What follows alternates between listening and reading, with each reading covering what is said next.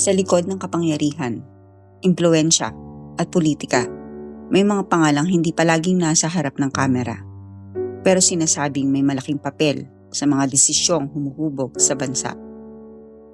Isang pangalan ang paulit-ulit na binabanggit sa mga pinag-uusapan, blind items at ulat, Ramil Madriaga. Sino ba siya? Ano ang sinasabing relasyon niya kay Vice President Sara Duterte? At bakit nasasangkot ang kanyang pangalan sa iba't ibang aligasyon, mula sa impluwensya, koneksyon sa negosyo, hanggang sa umano'y papel sa likod ng kapangyarihan? Si Ramil Madriaga ay hindi isang halal na opisyal. Hindi rin siya madalas makita sa mga press conference o opisyal na aktibidad ng gobyerno. Ngunit ayon sa mga ulat at testimonya na lumabas sa publiko, siya ay inilarawan bilang isang negosyante at political insider. Isang taong may malapit na koneksyon sa ilang makapangyarihang personalidad sa politika.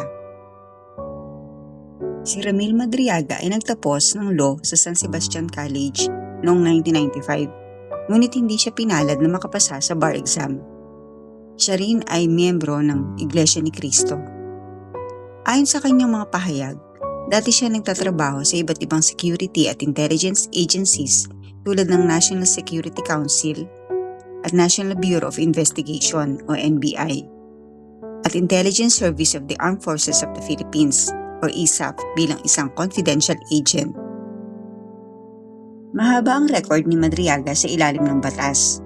Kidnapping conviction noong 1997. Nahatulan siya noon kaugnay ng kidnapping ng negosyanteng si Vicente Uy, subalit noong 2003, binaligtad ng Supreme Court ang desisyon at siya ay na-acquit dahil sa kakulangan ng ebidensya. Pag-aresto noong 2023, noong July 2023 na-aresto siya ng PNP sa anti-kidnapping group sa Cainta, Rizal. Sa panahong iyon, itinuturing siyang 5th most wanted person sa buong Pilipinas. Nakakulong siya ngayon ng Camp Bagong Diwa dahil sa mga kasong non-bailable. Siya ang itinuturing na pinuno ng Madriaga Kidnap for Ransom Group na sangkot umano sa pagdukot sa 2 Chinese nationals at pagpatay sa isang pulis noong 2022. Hindi siya household name, pero sa mundo ng impluwensya, madalas ang tunay na kapangyarihan ay nasa likod ng tabing. Isa sa pinag-uusapang issue ay ano ang relasyon ni Ramil Madriaga kay Vice President Sara Duterte. Ayon sa mga ulat at pahayag ng ilang personalidad, si Madriaga ay inuugnay bilang malapit na alyado o konfidante ni Vice President.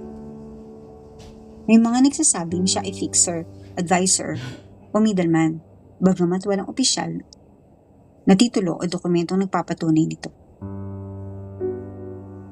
Walang opisyal na pahayag mula kay VP Sara Duterte na tahasang nagsasabing si Ramil Madriaga ay may formal na posisyon sa kanyang tanggapan.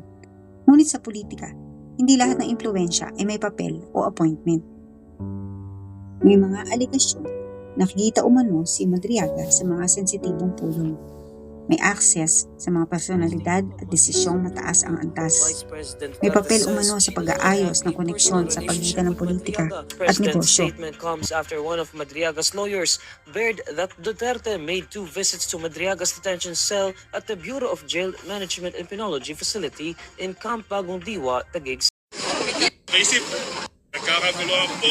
Mayora, hindi sa harap Duterte. Mayora, sa Chapura Duterte po.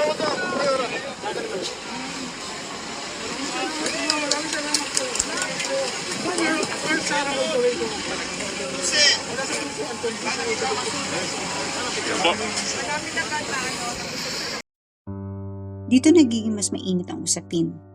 Number 1, alleged influence peddling. May mga paratang na si Madriaga ay umano'y gumamit ng pangalan o koneksyon sa Vice President para makakuha ng pabor, kontrata o access sa ilang ahensya. Kung mapapatunayan, ito ay maaaring pumasok sa usapin ng influence peddling and abuse of connections. Ngunit hanggang ngayon, wala pang pinal na hatol na napapatunayan sa mga ito. May mga ulat na nagsasabing may koneksyon umano si Ramil Madriaga sa ilang negosyo o individual na nakikinabang sa political access. Siya raw ay nagsisilbing tulay sa pagitan ng kapangyarihan at interes ng pribadong sektor. Ito ang klasikong tanong sa politika. Saan nagtatapos ang pagkakaibigan at saan nagsisimula ang conflict of interest? Sa ilang pagkakataon, binanggit ang kanyang pangalan sa mga reklamo, testimonya at expose. Ngunit madalas, nauuwi sa hearsay o hindi umaabot sa formal na kaso. Ito ang dahilan kung bakit mahalaga ang due process. Sa batas, hindi sapat ang akusasyon. Kailangan ng ebidensya. Mahalagang maging patas. Sa mga isyong ganito, may mga nagsasabing si Ramil Madriaga ay biktima ng political demolition na ginagamit lang ang kanyang pangalan upang siraan ang Vice President. May argumento rin na ang pagiging malapit sa isang politiko ay hindi otomatikong krimen hanggat walang malinaw na ebidensya ng iligal na gawain. Ang lahat ay inosente hanggang mapatunayang may sala. Addressed through proper legal channels. On BNC's Politico Nightly, Madriaga's lawyer Raymond Palad clarified that his client's affidavit is separate and distinct from the plunder complaint filed with the ombudsman. Mas mabigat mong hinaharap dyan yung plunder complaint na isinampa doon sa ombudsman. Yan ang dapat niyang intindihin. Kasi itong affidavit ni Madriaga, simula pa lang huto ng alegasyon, yung mga ebidensya niyan to follow pa. So ang hirap naman idugtong na sasabihin ay politika lang para hindi siya makatakbong presidente masyado at ang nalilihis na yung usapin tungkol doon sa specific allegation po doon. Palad also addressed questions regarding Madriaga's credibility, particularly allegations that he has a criminal record. He emphasized that Madriaga was acquitted in a previous kidnapping case and is not a former convict. Still on his client, Palad insists they have. Hindi lang ito tungkol kay Ramil Madriaga. Hindi lang rin ito tungkol kay VP Sara Duterte. Ito ay tungkol sa transparency, accountability, at kung paano gumagalaw ang kapangyarihan sa likod ng gobyerno. Sa isang demokrasya, karapatan ng publiko na magtanong, tungkulin ng media at mamamayan na magbantay, responsibilidad ng gobyerno na magpaliwanag. Orny Teves and not her alleged bagman Ramil Madriaga.